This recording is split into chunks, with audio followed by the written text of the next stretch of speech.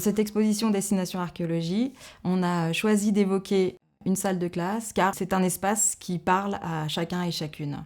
Et on sait qu'en arrivant dans cet environnement, chaque visiteur va pouvoir lui-même se projeter face à ses propres souvenirs. Et au XIXe siècle, il y a énormément de découvertes qui ont lieu en archéologie.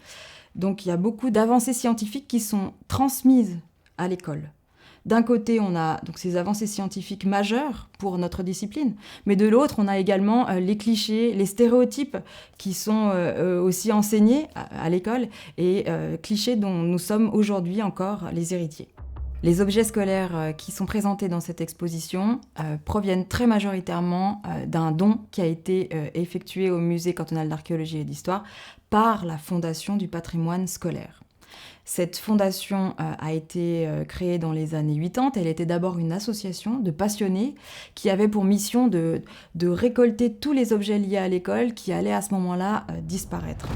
Les objets scolaires ont été choisis d'après un critère principal, c'est celui de leur datation.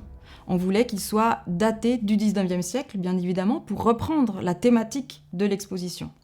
De manière plus précise, ces objets ont été choisis parce qu'ils sont les plus représentatifs de la classe à cette époque. Les règles de l'école étaient placardées dans chaque salle de classe. Et il y a un élément particulièrement intéressant pour nous, dans le cadre de ce document, c'est la référence à Dieu. Et il y a donc juste une petite note, on s'adresse directement à l'enfant, et c'est noté « N'oublie pas que Dieu voit tout ce que tu fais, entend tout ce que tu dis, et connaît tout ce que tu penses ». Ce document, il révèle quelque part la pensée d'une époque où on essaye de se détacher de Dieu, mais dans les faits, au quotidien, on est encore tout à fait imprégné de la religion. Un tableau mural qui s'intitule « Les races humaines ». Le nom déjà de cet objet est problématique. Et quand on le voit, on se rend compte effectivement de l'évolution de la pédagogie entre le 19e siècle et le 21e siècle. Ça ne serait plus du tout un objet qu'on pourrait présenter aujourd'hui. Au centre de ce tableau mural, on a bien évidemment l'homme blanc, cravaté, qui semble supérieur à tous ceux qui sont autour de lui. C'était extrêmement important pour nous de quand même montrer cette image en la contextualisant afin de pouvoir ouvrir des discussions avec le public. Le bonnet d'âne est un objet extrêmement important pour nous parce qu'il représente des pratiques pédagogiques qui n'ont plus cours aujourd'hui, celle de l'humiliation.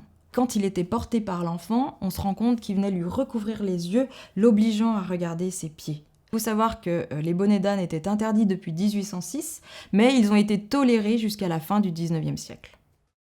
On a également un petit sac d'école qui est daté de la fin du 19e siècle.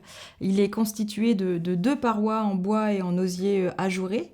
Ces 2 parois, elles étaient simplement maintenues ensemble par une sangle en peau. Et c'est cet objet qui constitue un petit peu l'ancêtre du cartable d'aujourd'hui.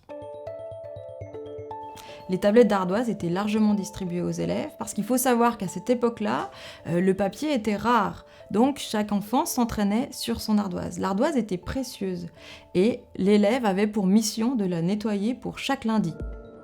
La question de l'enseignement des filles était un point crucial pour nous à aborder dans le courant de cette exposition. On a donc choisi pour ça quelques objets comme un petit tablier ou encore des ouvrages de couture. Alors il faut savoir qu'au XIXe siècle, le rôle des femmes était exclusivement auprès de leur mari. Donc les écoles destinaient les jeunes filles à la couture et la cuisine. Et à cette époque-là, on appelait ça l'ouvrage du sexe.